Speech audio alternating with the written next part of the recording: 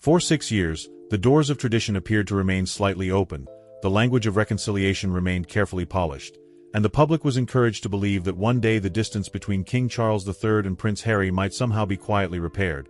But what happened behind palace walls this week suggests something far more consequential, because according to multiple reports, a line may finally have been crossed. And if that line truly exists, then the future of the British royal family may never look the same again. For years, one of the most powerful survival strategies inside the monarchy was patience.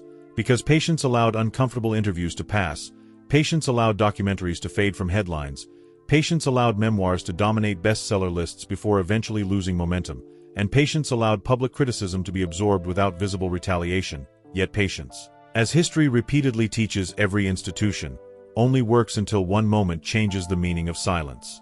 And according to palace insiders, that moment may have arrived after the Australian tour controversy, a sequence of events that reportedly left King Charles III facing a choice that no monarch wants to make, namely whether protecting family should continue to outweigh protecting the institution itself.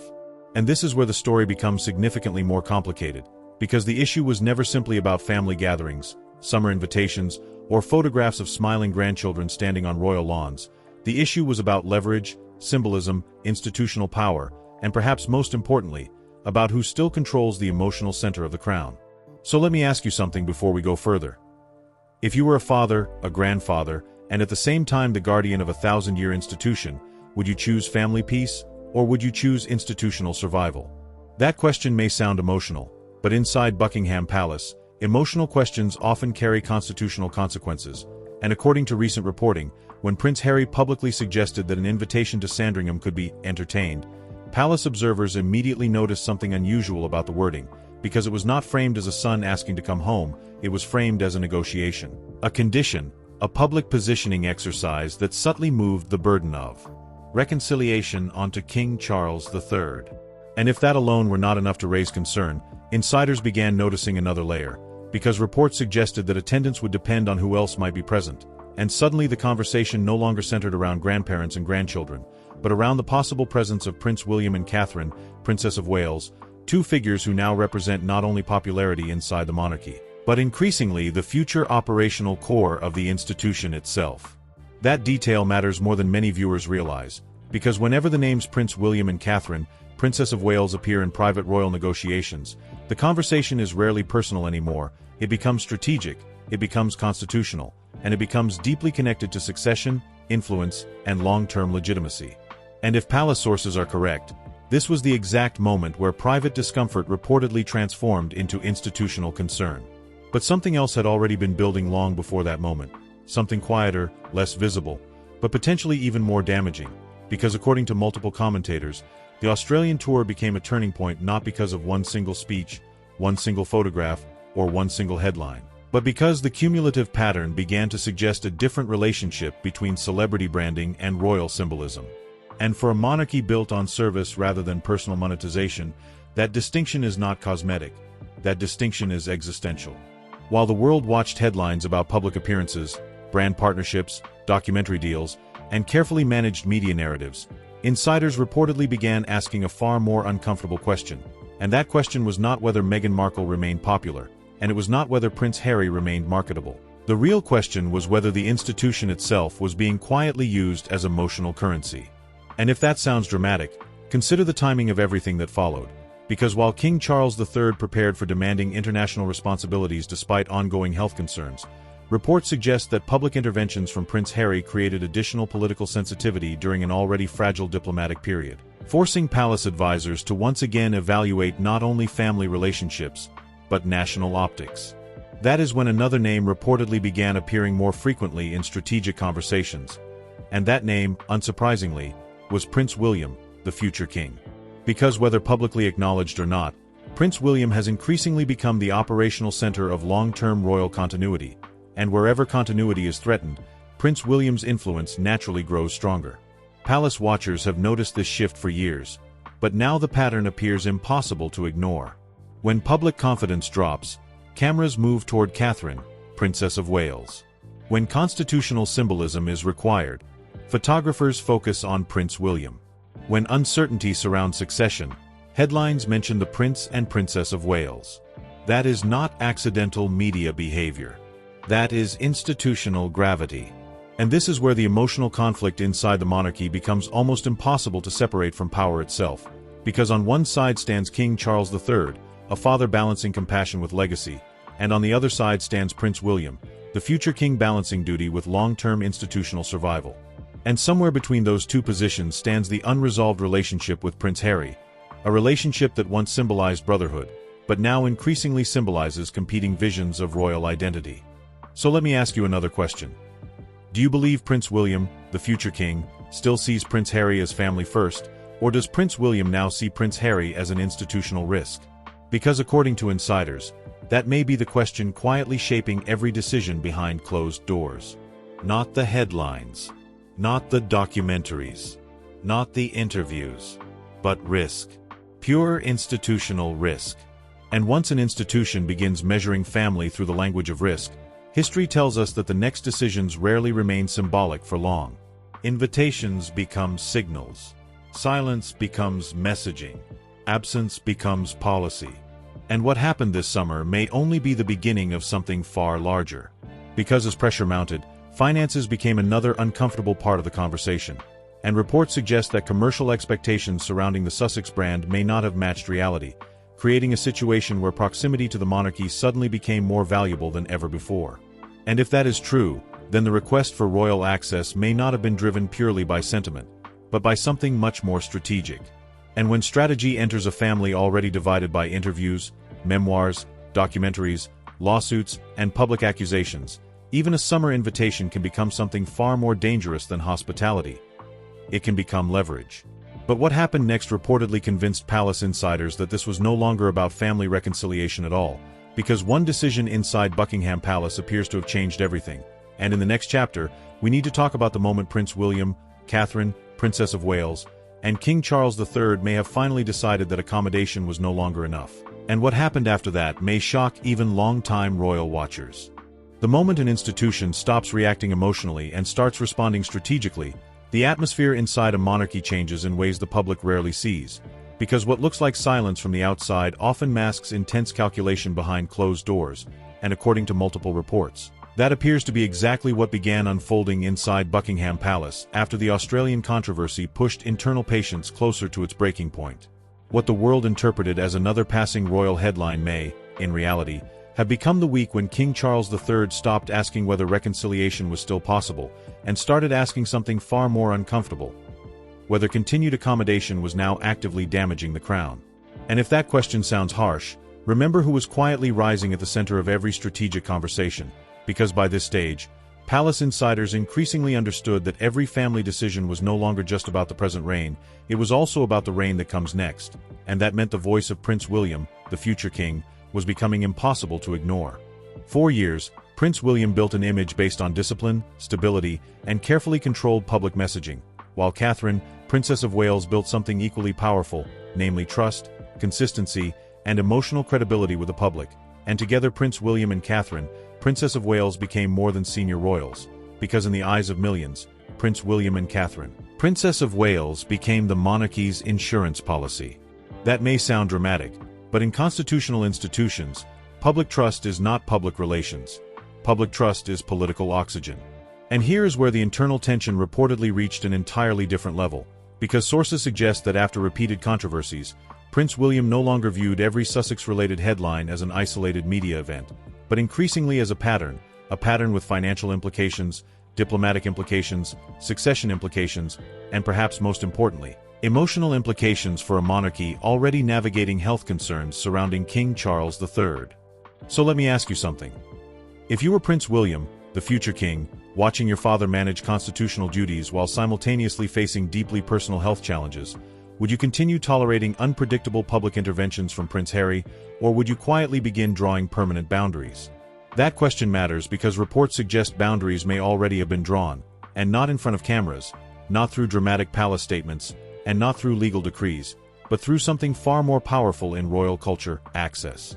Because in royal circles, access determines everything. Access determines influence. Access determines legitimacy. Access determines proximity to decision-making. And once access begins disappearing, Insiders immediately understand that something fundamental has changed. This is why the Sandringham situation became so explosive, because the issue was never really about a holiday gathering, and the issue was never simply about grandchildren meeting grandparents. The issue was whether public pressure could successfully force royal access through emotional leverage, and according to insiders, that possibility may have alarmed both King Charles III and Prince William far more than most headlines admitted. Because if Prince Harry publicly suggests openness to reconciliation, and if media channels amplify that message, and if public sympathy begins shifting toward emotional family narratives, then the burden quietly moves toward Buckingham Palace, and suddenly King Charles III risks appearing cold if no invitation comes, while Prince Harry risks appearing open-hearted if an invitation is refused. That is not family messaging. That is strategic positioning. And insiders reportedly noticed something even more significant, because every time the possibility of family reunion entered public discussion, the names of Prince William and Catherine, Princess of Wales, somehow remained central to the conditions, the optics, or the emotional framing, and that reportedly raised a deeper institutional concern. Was Prince William being positioned not as a brother, but as an obstacle? If that interpretation is even partially true, then the emotional stakes become enormous, because Prince William, the future king, has spent years rebuilding the public image of a monarchy damaged by scandal, generational tension, and media fragmentation, and any attempt to frame Prince William as emotionally unavailable, politically rigid, or personally unforgiving would directly challenge the carefully built legitimacy of the next reign. And legitimacy, as history repeatedly shows, is the one thing a monarchy cannot afford to lose. Titles can be changed. Invitations can be withdrawn. Residences can be reassigned. Even public narratives can be redirected. But once legitimacy begins weakening, institutions begin reacting with a level of seriousness the public almost never sees. That may explain why Catherine, Princess of Wales, became such a powerful silent presence in this evolving story. Because while Prince William represents constitutional continuity, Catherine, Princess of Wales, represents emotional continuity. And insiders understand that public affection toward Kate Middleton is not merely popularity, it is protective capital for the monarchy itself. Which raises another uncomfortable question. If Prince Harry and Meghan Markle ever hope to rebuild full access to the royal inner circle, would Prince William and Catherine, Princess of Wales, ever willingly accept another cycle of emotional uncertainty? Or has that door quietly closed forever? Reports suggest that after years of documentaries, interviews, memoirs, and carefully timed media interventions, Prince William's tolerance may have shifted from emotional patience toward strategic containment. And if that shift is real, then every palace decision moving forward must be viewed through a completely different lens. Not forgiveness. Not anger. Containment. And containment inside a monarchy does not begin with headlines. Containment begins with calendars that never open. Containment begins with phone calls that never happen. Containment begins with invitations that are never formally sent. Containment begins with ceremonial appearances that quietly exclude certain names while elevating others. And while those patterns developed quietly, another issue reportedly began influencing internal conversations: money. Because reports suggest commercial pressures surrounding the Sussex brand were becoming increasingly difficult to ignore, and whenever financial pressure intersects with institutional symbolism, royal advisors become extremely cautious. Think about the optics for a moment. If Prince Harry, the Duke of Sussex, seeks closer royal proximity during periods of reported financial pressure, and if that proximity also carries public legitimacy, media relevance, and potential security advantages, then every family gesture instantly becomes politically charged. A simple invitation is no longer hospitality. A simple invitation becomes institutional endorsement. That may explain why palace advisors reportedly pushed King Charles III toward a more cautious approach, because once financial incentives enter emotional family negotiations, every decision risks creating a precedent, and precedent inside the monarchy can outlive individual reigns. And Prince William, the future king, understands precedent better than almost anyone alive today, because Prince William grew up watching what happens when short-term emotional decisions create decades of institutional consequences. Prince William watched public loyalty shift. Prince William watched media ecosystems evolve. Prince William watched personal pain become global spectacle. And according to insiders, Prince William has no intention of repeating those mistakes. So while the public continued debating interviews, titles, and tabloid headlines, something much bigger may have been happening inside Buckingham Palace. A quiet transfer from emotional management to strategic enforcement. And if that transition is real, then the next development may not involve invitations at all. The next development may involve titles, styles, constitutional boundaries, and a royal precedent borrowed from another European monarchy that changed everything overnight. And once Prince William, Catherine, Princess of Wales, and King Charles III begin discussing precedent instead of reconciliation, the story enters a completely different chapter. And what happened next may be the strongest signal yet that the crown is preparing for consequences, not conversations. By the time a monarchy begins studying precedents from other royal houses, the conversation has already moved far beyond hurt feelings, family disagreements, or tabloid speculation. Because constitutional institutions do not study foreign models out of curiosity, constitutional institutions study foreign models when internal pressure has reached a level where tradition alone may no longer be enough. And according to several royal observers, that may be exactly where King Charles III, Prince William, and Catherine, Princess of Wales now find themselves, standing at the uncomfortable intersection of family loyalty, public trust, and institutional survival. Because once Prince William, the future king, reportedly began viewing the Sussex situation through the language of precedent rather than reconciliation, the entire strategic framework appears to have shifted. No longer was the central question whether bridges could be rebuilt between Prince William and Prince Harry. No longer was the primary issue whether public criticism could eventually fade. The new question, according to insiders, became much sharper, much colder, and much more consequential.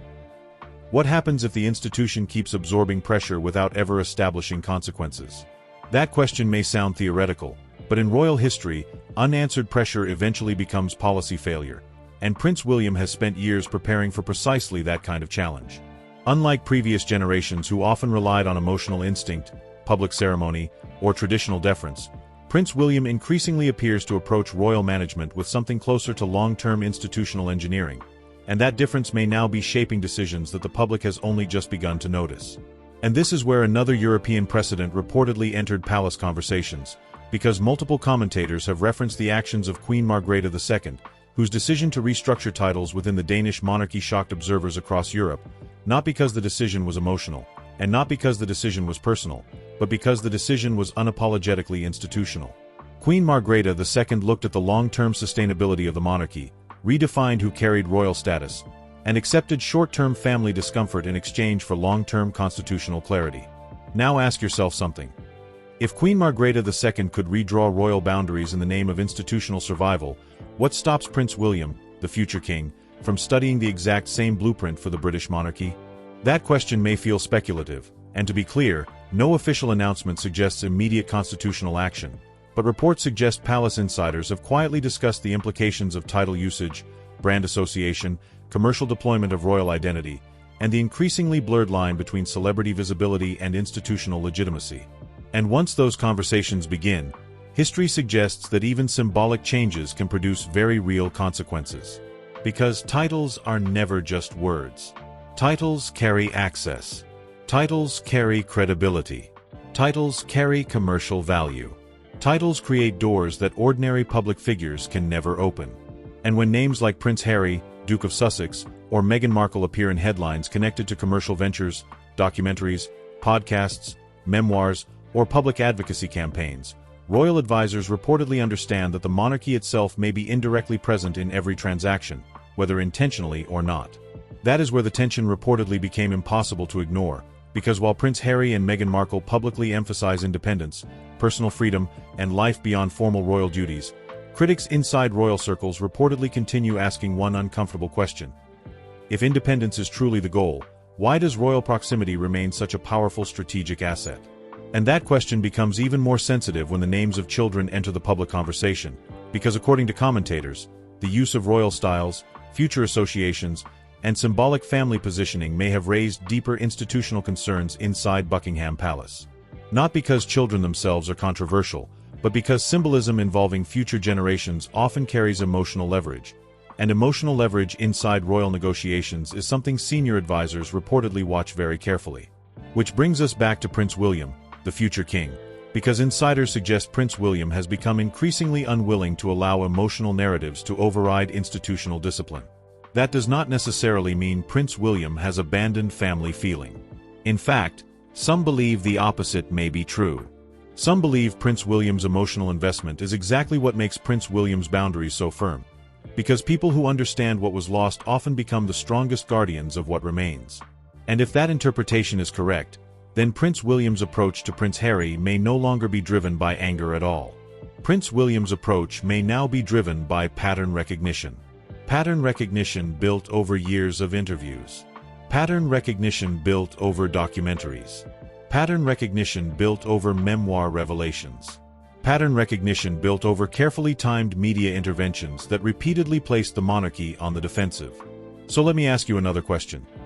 If Prince William has truly shifted from emotional reaction to strategic pattern recognition, do you believe Prince William will ever allow unrestricted access back into the royal inner circle, or has Prince William already decided that containment is permanent?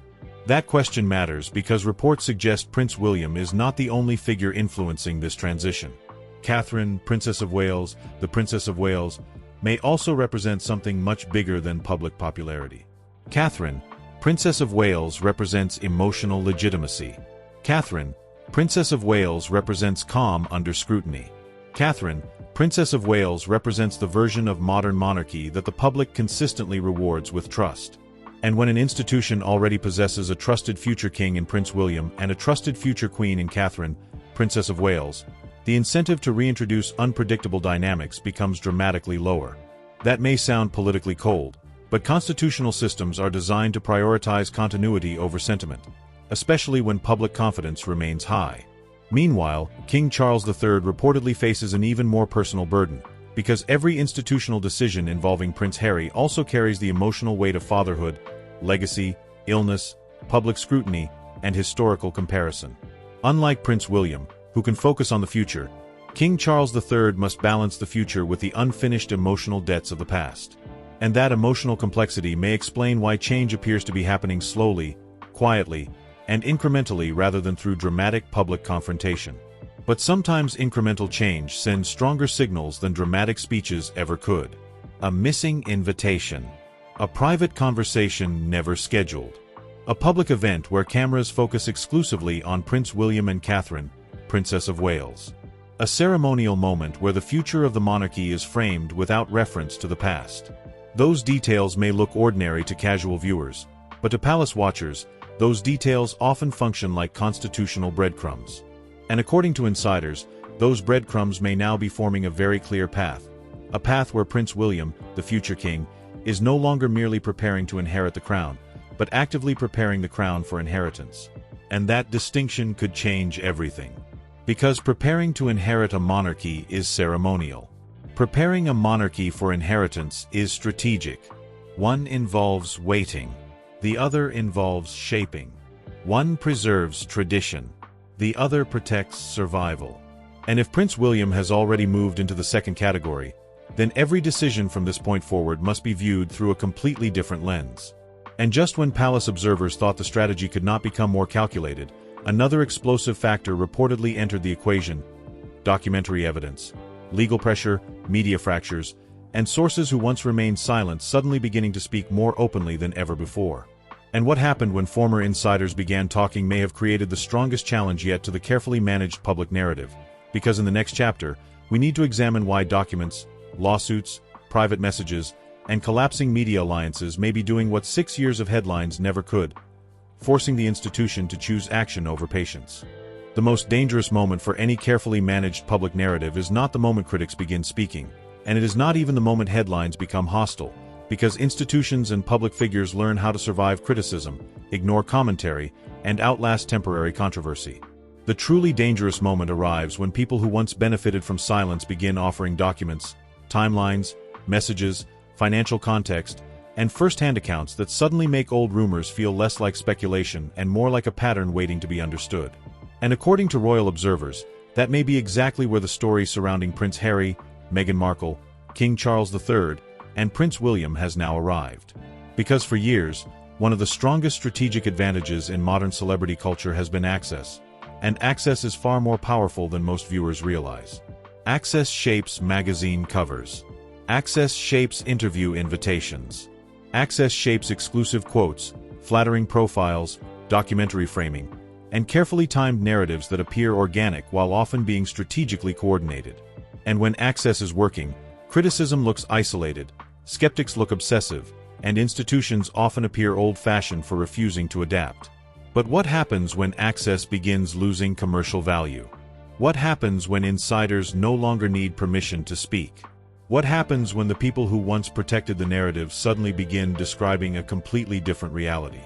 That may be the exact question now circulating inside Buckingham Palace, because reports suggest several media figures, former insiders, and independent commentators have begun describing financial pressure, strategic repositioning, and growing instability around the Sussex operation in ways that were rarely heard during the early post-exit years. And whether every detail proves accurate remains to be seen, but the timing itself has become impossible to ignore. Because timing, in royal strategy, often reveals more than official statements ever do. The same week King Charles III reportedly signaled a firmer approach toward summer access. New commentary emerged about finances, long-term sustainability, legal exposure, and media fatigue, and suddenly what once looked like isolated criticism began resembling a much larger structural shift. So let me ask you something. When multiple sources who once stayed quiet begin describing the same financial pressure, the same branding concerns, and the same institutional frustration, do you see coincidence? Or do you see a system beginning to crack from the inside? That question matters because some reports suggest the commercial expectations surrounding Prince Harry and Meghan Markle may never have fully matched public headlines. Massive streaming deals created headlines. High-profile partnerships created visibility. Public speaking appearances created momentum. Yet according to insiders, visibility and profitability are not always the same thing, and in celebrity branding, cash flow often matters far more than headlines. If those reports are even partially accurate, then Prince Harry, Duke of Sussex, and Meghan Markle, Duchess of Sussex, may now face a strategic reality that many public brands eventually encounter, namely that initial attention can generate global excitement, but maintaining that attention requires constant reinvention, consistent audience trust, and sustainable institutional credibility.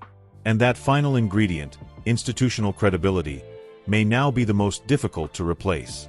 Because unlike Hollywood, politics, or influencer culture, the British monarchy operates on generational symbolism, and once public audiences begin associating Prince William, the future king, and Catherine, Princess of Wales, with stability, duty, resilience, and continuity, every alternative narrative inevitably faces a much higher standard of comparison. And that comparison, according to polling observers and royal analysts, may now be shaping public perception more than any interview ever could. While Prince William increasingly appears alongside Catherine, Princess of Wales, during carefully chosen public engagements, charity appearances, institutional milestones, and family-centered imagery, Prince Harry and Meghan Markle often appear within a completely different ecosystem, one built around production deals, advocacy events, media projects, and global celebrity platforms. Neither path is inherently wrong, but the contrast has become impossible to ignore, and contrast creates questions. And one of those questions may now be haunting palace advisors.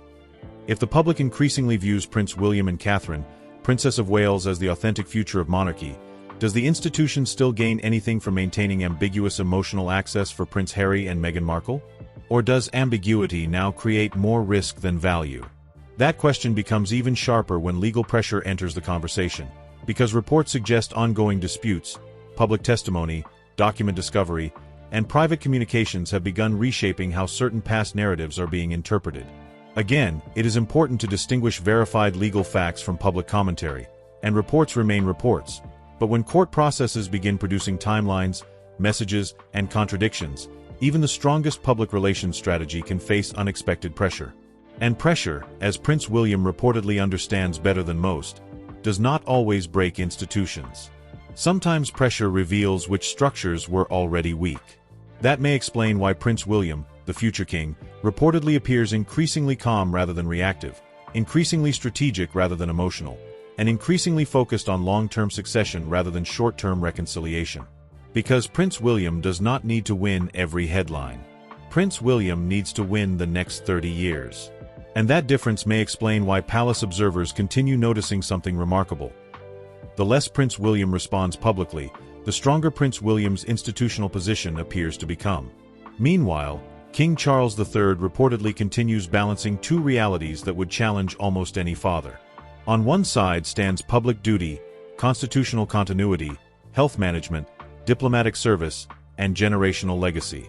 On the other side stands Prince Harry, a son whose relationship with the institution appears increasingly complicated by commercial independence, public storytelling, and unresolved family tension. And according to insiders, that emotional burden may be shaping every incremental decision coming out of Buckingham Palace. But incremental decisions can sometimes be more revealing than dramatic announcements. An invitation not issued. A residence quietly reassigned. A ceremonial appearance strategically framed. A trusted future queen like Catherine, Princess of Wales, placed at the center of public imagery. A future king like Prince William positioned as calm, modern, disciplined leadership. Those are not accidents. Those are messages. And if those messages are intentional, then the monarchy may already be communicating something without ever needing a press conference. Namely, that the next era is no longer being prepared in theory. The next era is already being staged in practice. So here is the bigger question for you. If Prince William, the future king, is already shaping the monarchy while King Charles III remains on the throne, what happens when Prince William finally holds full constitutional authority? Does Prince Harry regain access? Does Meghan Markle rebuild trust? Or do the boundaries become permanent? Because according to insiders, the answer may depend on something even more powerful than family emotion, more powerful than public sympathy, and more powerful than media narratives. Documentary evidence. Evidence changes institutions. Evidence changes legal strategy. Evidence changes public trust. And evidence, once it becomes visible, has a habit of forcing decisions that private relationships alone could postpone. And just when many believed the royal story had already reached maximum tension, another layer reportedly emerged involving private messages, credibility battles, former allies speaking more openly, and a growing sense that the era of managed narratives may be approaching its limit. And what happened when documentary evidence began colliding with public image may have pushed King Charles III and Prince William, the future king, closer than ever to a decision that could permanently redefine who truly belongs inside the operational heart of the monarchy. And what comes next may be the most consequential move of all. There comes a moment in every great institution when silence stops being interpreted as patience and starts being interpreted as permission, and if royal observers are reading the current signals correctly, that may be the exact crossroads now facing King Charles III, Prince William, and Catherine, Princess of Wales, as the British monarchy moves toward one of the most delicate generational transitions in modern royal history. Because after years of interviews, documentaries, memoirs, carefully managed headlines, emotional appeals, strategic public appearances, and endless speculation surrounding Prince Harry and Meghan Markle, the question may no longer be whether the institution can absorb more pressure, but whether the institution can afford to absorb even one controversy more. And when institutions begin asking questions like that, history tells us something important, because institutions rarely announce transformational change while the decision is still emotional. Institutions announce change only after the emotional debate has already ended. Which raises an extraordinary possibility. What if the real decision has already been made, not publicly, not ceremonially, and not through dramatic headlines, but quietly, incrementally, through access, visibility, scheduling, protocol, and strategic absence? That possibility may sound dramatic, but look closely at what the public has been seeing over recent months. Prince William, the future king, appearing increasingly central to national symbolism. Catherine, Princess of Wales, the Princess of Wales, continuing to command public trust even through periods of personal challenge. King Charles III renewing public commitments to service despite health pressures. And at the exact same time, reports suggesting firmer internal boundaries involving Prince Harry, Duke of Sussex, and Meghan Markle, Duchess of Sussex. Viewed separately, these may look like isolated headlines. Viewed together, these may look like succession strategy already unfolding in real time. So let me ask you something. Do you believe Prince William, the future king, is simply preparing to inherit the monarchy, or do you believe Prince William has already started reshaping the monarchy before the crown officially changes hands? That question may define everything that comes next, because if Prince William has already moved from preparation into strategic influence, then every seemingly small decision suddenly takes on completely different meaning. A missing invitation becomes policy. A carefully framed public appearance becomes messaging. A selective family photograph becomes succession psychology. And a quiet absence becomes something far more powerful than public confrontation ever could. Royal historians often remind us that the most consequential changes inside monarchies rarely begin with declarations. The most consequential changes begin with normalization. Normalize new faces at the center of national events. Normalize new leadership step in charitable priorities. Normalize the emotional connection between the public and the next generation. Normalize the idea that Prince William and Catherine, Princess of Wales, are not simply the future of the monarchy, but the operational present. And if that process is already underway, then Prince Harry and Meghan Markle may face a strategic reality far more difficult than public criticism. Because criticism creates headlines, but irrelevance creates silence, and silence inside royal structures can sometimes be the most powerful institutional message of all. Think about that for a moment. What damages a public brand more? Controversy, which at least generates attention, or quiet exclusion, where invitations stop arriving, ceremonial relevance begins shrinking, insider access begins fading, and media ecosystems slowly shift focus toward the people who will actually shape the next reign. That is not simply a public relations question. That is a question of long-term institutional survival. And according to observers, Prince William may understand that survival better than anyone. Prince William grew up watching media storms redefine public perception. Prince William watched family pain become global spectacle. Prince William watched emotional decisions create constitutional consequences that lasted for decades. And perhaps that history is exactly why Prince William, the future king, reportedly appears less interested in dramatic confrontation and far more interested in strategic permanence. Because permanence is what monarchies ultimately protect. Not headlines. Not popularity spikes. Not social media trends. Permanence. And permanence requires difficult decisions made quietly, consistently, and sometimes painfully. That may also explain why Catherine, Princess of Wales, remains such a critical part of this evolving story. Because Catherine, Princess of Wales, does not simply represent popularity. Catherine, Princess of Wales, represents continuity without chaos, visibility without controversy, warmth without unpredictability.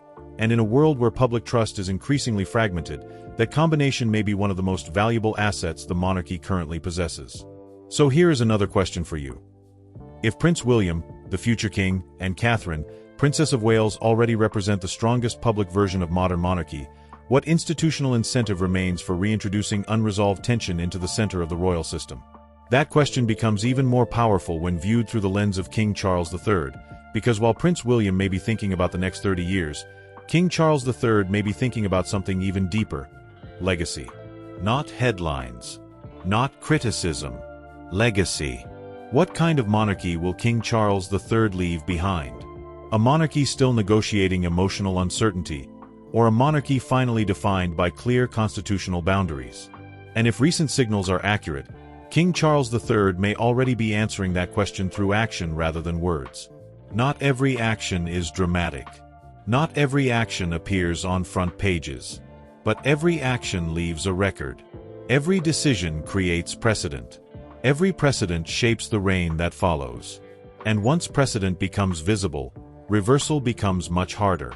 That is why the coming months may matter more than the last 6 years combined, because if the gates remain closed, if access remains limited, if Prince William continues rising at the center of national symbolism, and if Catherine, Princess of Wales, continues strengthening emotional legitimacy with the public, then what we are witnessing may not be temporary tension at all. What we may be witnessing is the quiet architectural redesign of the monarchy itself. And if that redesign is real, then the most important question may no longer be what Prince Harry will say next, what Meghan Markle will produce next, or what the next documentary might reveal. The most important question may be much simpler, and far more powerful. When Prince William finally becomes king, will the door still exist at all? And that, perhaps, is the question Buckingham Palace may already be answering in silence. So now I want to hear from you. Do you believe Prince William, the future king, has already drawn permanent boundaries around Prince Harry and Meghan Markle? Or do you believe King Charles III still hopes for one final reconciliation before the next reign begins?